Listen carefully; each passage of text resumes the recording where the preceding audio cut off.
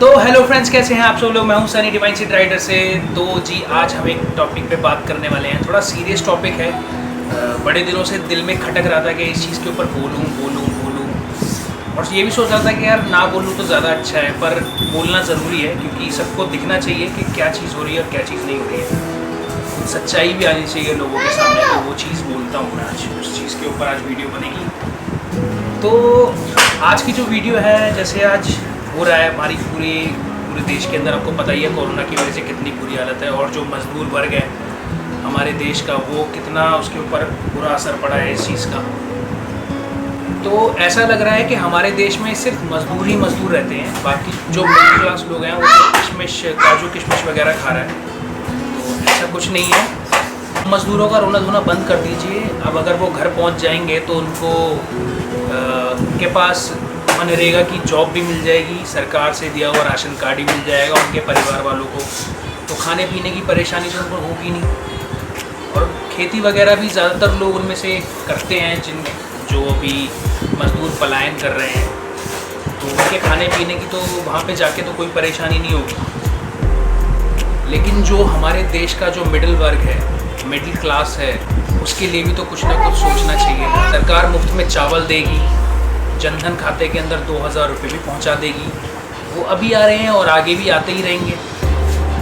तो अब उनके बारे में भी सोचिए। जो हमारे देश का मिडिल क्लास है उसके बारे में भी सोचो कि वो लाखों रुपए का कर्ज लेके और फिर उसके बाद किसी प्राइवेट इंस्टीट्यूट से वकील बनता है, इंजीनियर बनता है, पर बनने के बाद फिर वो 5 से 8 हज़ार रुपये महीना किसी प्राइवेट कंपनी में कमाता है, जो कि किसी मजदूर की मजदूरी से ना बहुत कम है अगर एक हिसाब लगाया जाए तो। लेकिन उसको अप टू डेट रहना पड़ता है।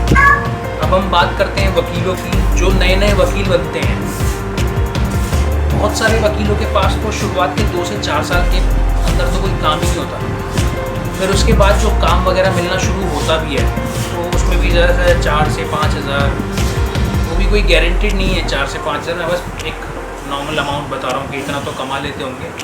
4 से 5 हज़ार रुपये कमाते हैं। फिर अब उसके अंदर क्या चलता है किसी का, फिर उसके कुछ साल वो मेहनत करते हैं, फिर कुछ साल आगे तक और मेहनत करते हैं, तो उनको फिर वो उनके पैसे और थोड़े से बढ़ जाते हैं। कुछ अगर ज़्यादा से ज़्यादा मैं बात करूँ तो 10 से 15 हज़ार, 20 हज़ार हो जाते होंगे। पर फिर उनको अपना घर भी लेना है, तो घर लेने के लिए फिर उसकी घर की किस्तें हैं, ब्याज वगैरह जाता है, तो वो उसकी हालत ख़राब कर देता है भाई। और वो बंदा खाए कमाए क्या करे, क्या किस्त भरे। तो इन लोगों के बारे में भी सोचना चाहिए इस टाइम। फिर जो सेल्समैन वगैरह हो गए, जो सेल्समैन हैं, उनके एरिया मैनेजर हो गए, उनके भी सेम ही यही हालत है। वो भी 8-10 हज़ार रुपये कमाने के लिए गली गली घूमते हैं, घरों घरों में जाके सेल्समैनशिप कहते हैं, सेल्समैनशिप करते हैं। फिर उसके बाद जाके उनको 8 या 10 हज़ार रुपये जो भी है वो मिलता है। फिर जो ये बीमा एजेंट हैं, इनके लिए भी दिक्कत है भाई। ये लोग भी जब तक आप कोई गाड़ी वगैरह खरीदते हो, अपनी पॉलिसीज़ वगैरह करवाते हो, वो लास्ट टाइम तक आपके साथ रहते हैं। आपने गाड़ी खरीदी, जब तक गाड़ी आपके घर नहीं आ जाती तब तक वो आपके साथ खड़ी रहेंगे। फिर उसके बाद उनको पैसा मिलता है। लोगों के बारे में फिर जैसे अब एक ग्रुप बनाऊँ तो वकील हो गए, इंजीनियर, पत्रकार, एजेंट, सेल्समैन, छोटी मोटी दुकानों वाले, और ये क्लर्क, स्कूली टीचर्स, प्राइवेट स्कूल के टीचर्स, धोबी, और ये सलून वाले जितने भी लोग हैं, इन सब लोगों के काम में कोई ज़्यादा कमाई नहीं है। ज़्यादा से ज़्यादा कुछ हज़ार रुपये कमा पाते हैं। तो उसके अंदर फिर इनको बहुत सारी चीज़ें चलानी भी है, घर का राशन भी चलाना है, फिर बिल वगैरह बिजली के हो गए, बिजली पानी, और फिर घर का किराया, अगर किराए पर रहते तो, नहीं तो अगर लोन पे घर लिया है तो उसका भी, फिर मोटरसाइकिल वगैरह लेते हैं उसकी भी, वो भी ज़्यादातर लोन पे ही लेते हैं लोग, तो उन सब की किस्तें जाती हैं ब्याज के साथ। पर वो अपनी गरीबी दिखा नहीं सकते। आत्मसम्मान है ना, वो आत्मसम्मान में अपनी गरीबी कैसे दिखाएंगे।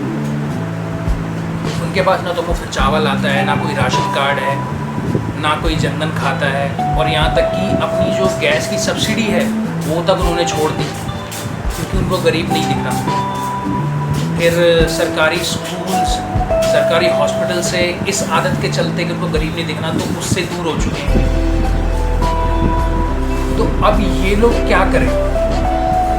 फिर बात आती है आपकी जो टाइपिस्ट वगैरह हो गए, रिसेप्शनिस्ट हो गए, ऑफिस बॉयज़ हो गए, तो ये लोग कहाँ रोएं अपना गम जाके? ऐसे लोगों के लिए भी तो परेशानी है ना, क्योंकि इनके ऑफिस वगैरह बंद पड़े हैं, खाने पीने के लिए कुछ नहीं है घर पे। ये किस चीज़ के लिए रोए और किसके पास जाके रोए? इनके सुनने वाला है कोई?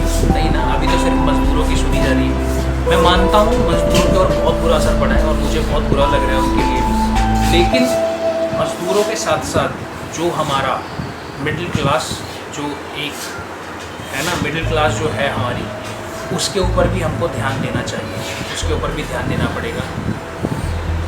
मैं भी मिडिल क्लास से बिलोंग करता हूँ, मुझे पता है इस टाइम हमारे साथ कितनी परेशानी चल रही है। खाने पीने के लिए सोचना पड़ता है हमको। अब बच्चे अगर स्कूल में पढ़ रहे हैं तो उनके स्कूल की फ़ीस भी भरनी पड़ रही है।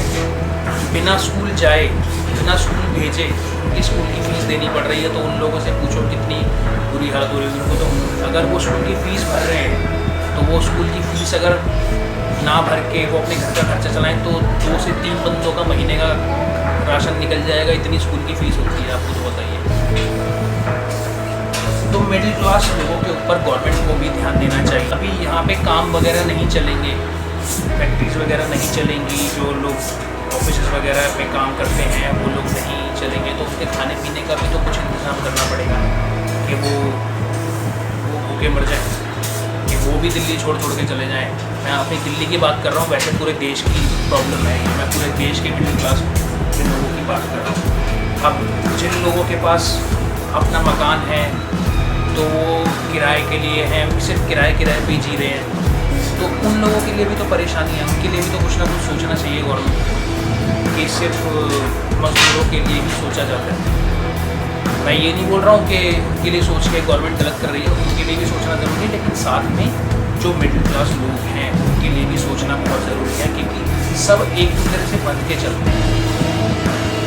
तो बस आज के लिए बस इतना ही इस वीडियो के अंदर। मेरा मकसद नहीं था, ना मेरा मकसद है किसी को हर्ट करना। मेरा बस मकसद है कि सच्चाई लोगों के सामने लेके आना, जिन लोगों को परेशानी हो रही है तो भी, और जिनको परेशानी हो रही है लेकिन वो दिखा नहीं पा रहे हैं, उन लोगों को भी सबको सामने लेके आना, ताकि उनके लिए गवर्नमेंट अच्छी हेल्प कर सके, अच्छी सुविधाएँ वगैरह दे सके। ठीक है फ्रेंड्स, फिर मिलते हैं आपसे अगली वीडियो में। तब तक के लिए बाय बाय, थैंक यू, नमस्कार।